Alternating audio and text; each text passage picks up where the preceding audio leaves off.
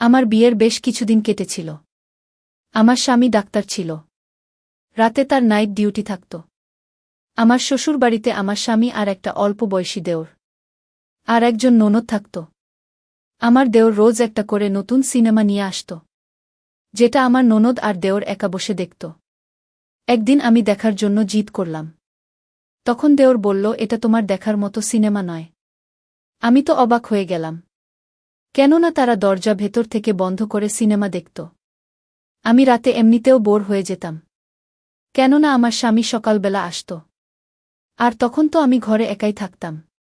আমার দেওর ও ননদ দুজনেই আমার সাথে অনেক কম কথা বলত। দেওর যখনই রাতে ঘরে আসত, কোনো না কোনো সিনেমার সিডি নিশ্চয়ই আনত, আর তারপর আমার ননদ আর দেওর ঘরে গিয়ে ঘর বন্ধ করে বসে যেত। আমার শ্বশুরবাড়িতে একটাই টিভি ছিল, যেটা আমার দেওরের ঘরে থাকত। তাদের এই অদ্ভুত আচরণ আমার কাছে অবাক লাগত। ঘরের সবার থেকে লুকিয়ে টিভি দেখতে হবে। আমি তো অবাক হয়ে যেতাম। কখনো ভাবতাম এই ব্যাপারে নিজের স্বামীর সাথে কথা বলবো, তারপর এটা ভেবে চুপ করে যেতাম, যে আমার স্বামী এটা আবার না ভেবে নেয় যে তার ভাই বোনকে আমি হিংসা করি।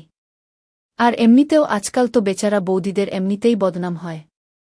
একদিন সকালবেলায় আমার চোখ খুলল। তখন স্বামী হসপিটাল থেকে ফিরে আসল। আমি তাড়াতাড়ি উঠে হাত মুখ ধুয়ে রান্নাঘরে গেলাম। তারপর তাড়াতাড়ি নিজের জন্য আর বরের জলখাবার বানালাম। সেটা ট্রেতে রাখলাম আর নিজের ঘরে নিয়ে আসলাম। ততক্ষণ আমার বর মুখ ধুয়ে জামাকাপড় বদলে বিছানায় বসেছিল। আমি ঘরে ঢুকতে বললাম, এসো জলখাবার খেয়ে নাও। আমার স্বামী হাসল আর হাত থেকে ট্রেটা নিতে নিতে থ্যাংক ইউ বলল।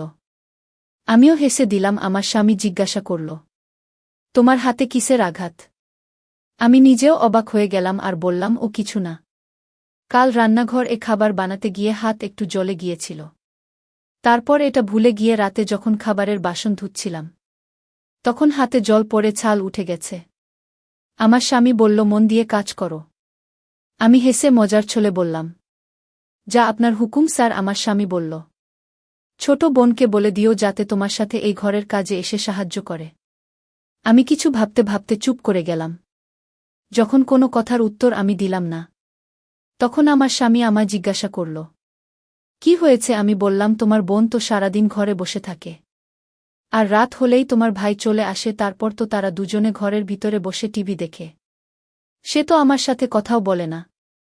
তাহলে আমি কাজের জন্য কি করে বলবো? আমার মনে আসা কথা আমি সাথে সাথে বরকে বলে দিলাম। আমার স্বামী ভাবতে ভাবতে বলল, ঠিক আছে, আমি নিজেই বলবো। আমি বরকে বললাম, আচ্ছা ঠিক আছে, তুমি এবার ধীরে সুস্থে জলখাবার খেয়ে নাও, কেননা আমি জানতাম যে সে ক্লান্ত। স্বামী বলল, তুমিও খাবার খেয়ে নাও, না হলে তো ঠান্ডা হয়ে যাবে। তাই আমরা দুজনে একসাথে বসে খাবার খেলাম। আর তারপরে ঘরের লাইট বন্ধ হয়ে গেল, আর আমি খাবারের বাসনগুলোকে জড়ো করে নিয়ে রান্নাঘরে চলে গেলাম আর আমার নিজের কাজে লেগে গেলাম। এইমাত্র ঘরের কাজ করে বাসন মেজে একটু শ্বাসপ্রশ্বাস নেবার জন্য 2 মিনিট হলে খাটে বসলাম। তখনই আমার ননদ আসল আর বলল, বৌদি জল খাবার বানিয়ে দাও। আমার ননদের কথা বলার ধরন ঠিক এরকমই ছিল, যেন সামনে থাকা মানুষটা তার চাকর আর সে মালিক।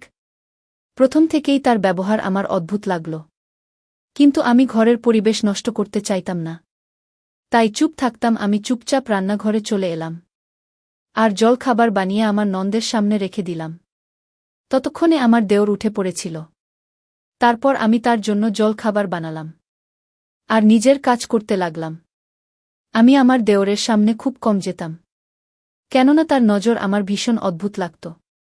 আমি ঘরে এসে বিছানায় বসে পড়লাম। আমার হাতে ভীষণ ব্যথা করছিল। আমার চোখে জল চলে আসল। এতক্ষণে তো আমার বরের চোখও খুলে গিয়েছিল। আমার স্বামী চিন্তায় জিজ্ঞাসা করল, কি হয়েছে? আমি নিজের চোখের জল মুছলাম আর বললাম, রান্নাঘরে কাজ করছিলাম, তখনই ছালো ওঠা জায়গাটায় জল লাগার জন্য ব্যথা হচ্ছে আর জ্বালা করছে। আমার স্বামী বলল, তুমি কেন কাজ করলে? আমার ছোট বোন করে দিত। দাও নিজের হাত দেখাও। আমার হাত নিজের হাতে নিয়ে স্বামী দেখার পর আমাকে জেদ করে হাসপাতালে নিয়ে গেল। ডাক্তার আমার হাতে মলম লাগিয়ে ব্যান্ডেজ দিয়ে বেঁধে দিল আর সাথে কিছু ওষুধ দিয়ে দিল। হসপিটাল থেকে আমি ঘরে আসলাম। তখন ঘর যেমন পড়েছিল, জল খাবারের বাসন যেগুলো আমি আমার ননদ দেওরকে দিয়েছিলাম সেরকম অবস্থাতেই টেবিলে পড়েছিল। আমি ভীষণ রেগে গেলাম, কিন্তু চুপ ছিলাম। তখনই আমার বর চেয়ারে বসে জিজ্ঞাসা করল, বাসন এখনো পর্যন্ত এখানেই রাখা? আমি বললাম, হসপিটালে যাওয়ার আগে তোমার বোন আর ভাইকে জল খাবার দিয়েছিলাম, তো তারাই বাসন ছেড়ে চলে গেছে। আমি এখানেই উঠিয়ে নিচ্ছি বলে বাসনগুলো কোনোমতে রান্নাঘরের মধ্যে রাখতে লাগলাম। স্বামী বলল, থাক ছাড়ো, ডাক্তার তোমায় কাজ করতে তো বারণ করেছে, তাহলে গা ঠিক হবে না, আর আমাকে চেয়ারে বসার ইশারা করল। তখন আমি তার পাশে বসলাম। আমার স্বামী তার নিজের ছোট বোনকে ডাকত হয়তো। প্রথম থেকেই তার এ অভ্যাস ছিল, না হলে তার বোন কোনো দিক থেকেই তাকে ছোট বলে তো মনে হতো না। ঠিক সময় বিয়ে হলে এতদিনে তো বাচ্চা হয়ে যেত। হ্যাঁ দাদা, আমার ননদ মোবাইল দেখতে দেখতে বলল। তখন আমার বর রাগের মেজাজে বলতে লাগল, বাসনগুলো রান্নাঘরে নিয়ে যাও আর সেগুলো ধুয়ে রেখে দাও। আমার ননদ নিজের দিকে দেখতে লাগো, তুমি আমার বড় বোন, এত অবাক হওয়ার কি আছে? তুমি খেয়েছিলে তো সেগুলোকে উঠিয়ে রান্নাঘরে রেখে দেবে, তাতে অসুবিধা হওয়ার তো কথা নয়। যখন ঘরের সবাই মিলে থাকছে তাহলে কাজ একজন কেন করবে? ডাক্তার তোমার বৌদিকে কাজ করতে বারণ করেছে। আমার ননদ পেট ধরে বাসনগুলো তুলে রান্নাঘরে চলে গেল। আমি দেখলাম আমার স্বামী ভীষণ ভালো, সে অনেক খেয়াল রাখে আমার। কখনো কোনো জিনিসের জন্য চিন্তা করতে হয় না। শুধু আমার ননদ আর আমার দেওরের ব্যবহারই অদ্ভুত লাগত। তারা দুজন নিজের দুনিয়াতেই মগ্ন থাকত, না কথা বলতে জানত আর তারা কোনো ভদ্রতা জানত। যখন কিনা আমার ননদ আর দেওরের তুলনায় আমার স্বামী আমার সাথে ভালো ব্যবহার করত, ভালোভাবে কথা বলত। আমার তো এমন মনে হলো যে আমার বরের মা নিশ্চয়ই তাকে কোথাও থেকে দত্তক নিয়েছে, অথবা আমার ননদ দেওরকে। ভাবতে ভাবতেই আমি নিজের ভাবনার উপরেই হাসতে লাগলাম। সন্ধেবেলায় আমার স্বামী ডিউটিতে চলে গেল, আর আমি ঘরে এসে বসলাম। আমার স্বামী তার বোনকে বলে দিয়েছিল যে আমাকে ঘরের কোনো কাজ যেন না করতে দেয়া হয়। নিজের দাদার কথা শোনার জন্য সে কি রান্নাঘরে খাবার বানাতে গেল। কিছুক্ষণ পরেই ঘরের দরজায় কেউ আওয়াজ দিল। আমি দরজার কাছে এসে জিজ্ঞাসা করতেই বলল, বৌদি, আমি দেওর। আর আমি দরজা খুললাম। তারপর আমার দেওর ঘরে আসতেই সোজা নন্দের ঘরে গেল। যখন সে ঘরে গিয়ে তাকে ডাকল, তখন আমার ননদ রান্নাঘর থেকে সাড়া দিতেই সে রান্নাঘরে চলে আসল। দুজনে আস্তে আস্তে কিছু কথা বলছিল নিজেদের মধ্যে। আমি সোফায় বসেছিলাম, তাদের কথা ভালোভাবে শুনতে পাইনি। তারপর হঠাৎ করে আমার দেওরের ফোন বাজতে লাগল। তখন সে কোনো সিডি আমার ননদকে দিল, আর ফোন কানে লাগিয়ে ঘর থেকে বাইরে বেরিয়ে গেল। আমার ননদ খাবার বানানোর সময় সেই সিডি রান্নাঘরে রেখে দিল। আমি রান্নাঘরের বাইরে থেকে জল নিচ্ছিলাম, কিন্তু আমার নজর তাদের দুজনের উপর ছিল। আমি রান্নাঘরে চলে এলাম। আমার ননদ সবজি কাটছিল, আমি তার সাথে কথা বলতে লাগলাম। সে মুখ বাঁকিয়ে কিছু কথার জবাব দিত, আর কিছু কথা এড়িয়ে যেত। আমি তার নজর বাঁচিয়ে সেই সিডিটা নিজের আঁচলের মধ্যে লুকিয়ে নিলাম। আমি রান্নাঘরের বাইরে বেরোতে গিয়ে তখনই সিডিটা আমার আঁচল থেকে মেঝেতে পড়ে গেল। আমার ননদ সাথে সাথে তাকাল। আমি কিছুই হয়নি এমন একটা ভাব করে জিজ্ঞাসা করলাম, এই সিডিটা কোথা থেকে আসলো? আর সেই সিডিটা হাতে তুললাম, যাতে আমার ননদ আমার উপর সন্দেহ না করে যে আমি তার উপর আর আমার দেওরের উপর নজর রেখেছি। আমার ননদ বলে, এটা আমাকে দাও। আমার ননদ সাথে সাথে হাত থেকে সিডিটা নিয়ে নিল, আর তাড়াতাড়ি সেটা নিয়ে নিজের ঘরে চলে গেল। সবাই খাবার খেয়ে নিল। তারপর আমার ননদ আর দেওর সবসময়ের মতো নিজের ঘরে চলে গেল, আর কোনো সিনেমা লাগালো আর দরজা বন্ধ করে দিল। আমি বোর হয়ে নিজের ঘরের মধ্যেই চক্কর কাটছিলাম। তারপর নিজের ঘরে গিয়ে ফোন লাগিয়ে কথা বলতে লাগলাম। বুঝতে পারলাম না যে কখন আমার ঘুমে চোখ বন্ধ হয়ে গেল।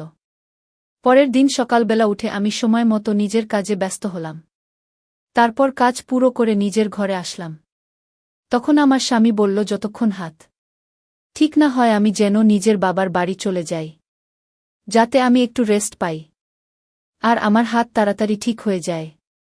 আমি তাড়াতাড়ি তৈরি হলাম, আর ব্যাগের মধ্যে কিছু জামাকাপড় রেখে দিলাম আর নিজের বরের সাথে নিজের বাবার বাড়ি চলে গেলাম।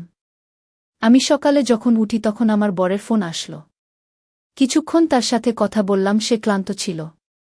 তাই ঘুমিয়ে পড়েছিল। আমার মা আমায় জল খাবারের জন্য ডেকে নিল। আমি জল খাবার খাওয়ার জন্য ঘরে চলে এলাম। মা টেবিলে জল খাবার দিয়েছিল। তারপর আমরা সবাই একসাথে বসে জল খাবার খেলাম। আমি আস্তে আস্তে বাসনগুলো গুছিয়ে নিলাম। মা আমাকে বলতে লাগল, আরে সোনা, বসে থাকো, এই কাজটা তো আমি নিজেই করে নেব। আমি বললাম, ওখানেও তো করি, এখানেও করে নিচ্ছি। মা হেসে বলল, না, কোন দরকার নেই। আরাম করার জন্য এসেছো, আরাম করো, না হলে জামাই আমায় কি বলবে, যে দেখো আমার শাশুড়ি আমার বুকে আরাম করতেও দেয়নি। এই বলে আমার হাত থেকে নিয়ে রান্নাঘরে চলে গেল। আমি তখনও সেখানে ওভাবেই বসেছিলাম। তখন হঠাৎ করে দরজায় কেউ যেন টোকা মারল। আমি যখন জিজ্ঞাসা করলাম তখন বুঝতে পারলাম যে আমার বন্ধু এসেছে।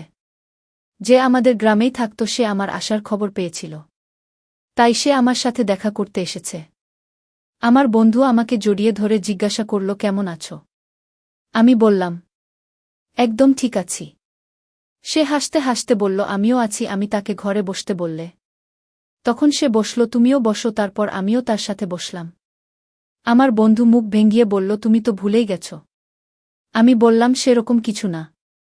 বিয়ের পর তো মানুষ নিজের দায়িত্ব কর্তব্যের মধ্যে বাধা পড়ে যা। সে হাসতে হাসতে বলল, জামাইবাবু এখানে থাকার জন্য কি পাঠিয়ে দিল? রান্নাঘর থেকে বেরিয়ে মা বলল, ওর হাত জ্বলে গেছে, ওই জন্য আরাম করার জন্য পাঠিয়েছে। না হলে এখন নিজের মায়ের কথা কোথায় বা মনে পড়ে। আমি মাকে গলা জড়িয়ে ধরে বললাম, আমার প্রিয় মা, এবার চুপ করো। হেসে বলল, তোমরা দুজন বসে কথা বলো। তারপর নিজেই রান্নাঘরে গেল। তারপর আমার বন্ধু আর আমি পুরনো দিনের কথা বলতে শুরু করি। আমার বন্ধু বলল, তোমার মনে আছে একটা রিঙ্কু মাসি আমাদের গ্রামে থাকত? সে তার স্বামীর মৃত্যুর পর মাস্টার কাকুকে বিয়ে করেছিল। আমি বললাম, হ্যাঁ, আমার তো মনে আছে। কিন্তু কেন, কি হয়েছে? আমার বন্ধু বলল, রিঙ্কু মাসি যখন মাস্টার কাকুকে বিয়ে করল, তার আগে মাস্টার কাকুর একটা ছেলে ছিল, যার সাথে আমাদের গ্রামের প্রায় সবার কারো না কারো সাথে ঝগড়া হয়ে গেছে। আমি বললাম, এসব তোমার মনে আছে? আমার তো প্রথম থেকেই মাস্টার ঠাকুর ছেলেকে ভয়ঙ্কর বলে মনে হতো। আমার বন্ধু বলল, তুমি জানো কিছুদিন আগে কি হয়েছে? একদিন রিঙ্কু মাসি যেই ছেলেটার ঘরে গেল, তখন মাসি দেখালো নিজের ঘরে বসে ছেলেটা নিজের মোবাইল ফোনে মেয়েদের ফটো দেখছে। আর ওই ছেলেটা বুঝতে পেরেছে যে রিঙ্কু মাসি তাকে দেখে নিয়েছে। তখন সে ভয় পাবার বদলে রিঙ্কু মাসিকে ধমক দিতে লাগল, যে সে যদি এই কথাটা কাউকে বলে তাহলে ঠিক হবে না। কিন্তু তারপরেও কাকুকে মাসি বলে দিয়েছিল। আর সে নিজের ছেলেকে অনেক মেরেছিল। আর সেই ছেলেটা রাগ করে ঘর থেকে বেরিয়ে গেছে। একদিন রিঙ্কু মাসি কিছু কাজের জন্য ঘরের বাইরে গেছিল। তার প্রথম বরের থেকে একটি মেয়ে হয়েছিল। ওই ছেলেটি তাকে ধরে তার সাথে বদমাইশি করত। আর তার মেয়ে এসব সহ্য করতে পারত না। পরে আত্মহত্যা করে নেয়। তারপর আমি আমার বন্ধুর সাথে রিঙ্কু মাসির ঘরে চলে গেলাম, যাকে দেখে আমার ভীষণ দুঃখ হল। যুবতী মেয়ের মৃত্যু তার জন্য ভীষণ দুঃখের ব্যাপার। আমি তো তাকে কিছুদিন আগেই দেখেছিলাম। আর তখন থেকে এখন পর্যন্ত এইটুকু সময়ের মধ্যে কি থেকে কি হয়ে গেল। তারপর কিছুক্ষণ তার ঘরে ছিলাম। কিছুদিন বাবার বাড়িতে থাকার পর আমার বর আমায় নিতে আসল। আর আমি তার সাথে শ্বশুর বাড়ি চলে গেলাম। আমার হাত এবার একদম ঠিক হয়ে গেছিল। আমার বর আমাকে বাড়িতে ছেড়ে নাইট ডিউটিতে গেল। আমার যখন জল তেষ্টা পেল, আমি রান্নাঘরে ফ্রিজে রাখা জল নিতে গেলাম। জলের বোতল আর গ্লাস নিজের ঘরে আনছিলাম। তখন আমার ননদের ঘরের সামনে দিয়ে যাচ্ছিলাম, কেননা রান্নাঘর আর আমার ঘরের মাঝখানে নন্দের ঘর ছিল। আমি ঘরের সামনে থেকে কিছু আওয়াজ পেলাম, কিন্তু সেই আওয়াজ এতটা আসছিল যে আমি ঠিক করে শুনতে পাচ্ছিলাম না। ঘরের দরজায় কান লাগিয়ে আমি কিছু শোনার চেষ্টা করছিলাম। আর আমি যেটা শুনলাম সেটা শুনে অবাক হয়ে গেলাম। আমার এমন মনে হচ্ছিল যেন টিভিতে কেউ কাঁদছে। এমন মেয়ের ভিডিও লাগানো রয়েছে। আমি আরও শোনার চেষ্টা করলাম। আর ঠিক সেই সময় আমার হাত থেকে গ্লাসটা পড়ে গেল। আমি গ্লাসটাকে তুলতে গেলাম। আর তখনই আমার দেওর দরজা খুলল। আর সে রেগে গিয়ে জিজ্ঞাসা করল, এখানে কি করছি? আমি তাড়াহুড়োতে বললাম যে আমি জল নিতে এসেছিলাম। ঘরে যাচ্ছিলাম তখনই হাত ফসকে পড়ে গেল। আমি ঘরে উকি দিয়ে দেখলাম আমার ননদ বিছানায় বসেছিল। ওকে দেখে মনে হচ্ছিল আমাকে দেখে ঘাবড়ে গেছে। আমাকে দেখার সাথে সাথেই টিভি বন্ধ করে দিল। আমার দেওর বলল, এবার দাঁড়িয়ে আছো কেন? নিজের ঘরে যাও, আমার দেওর আমাকে বলল। আর আমার মুখের সামনে দরজা বন্ধ করে দিল। ভীষণ অসভ্য। আমি মুখে এসব বকবক করতে করতে নিজের ঘরে চলে গেলাম। ঘরে বসেছিলাম তখন আমার বরের ফোন আসলো। কিছুক্ষণ তার সাথে কথা বললাম। আর তারপর আমি ঘুমাতে গেলাম। বারবার আমার মাথার মধ্যে আমার বন্ধুর কথা ঘুরে ফিরে আসছে। সত্যি কি এমনটা হতে পারে যে আমার ননদ দেওর বাজে ফটো বা কোনো ভিডিও দেখছে, যার জন্য আমাকে তারা আসতে দেয় না?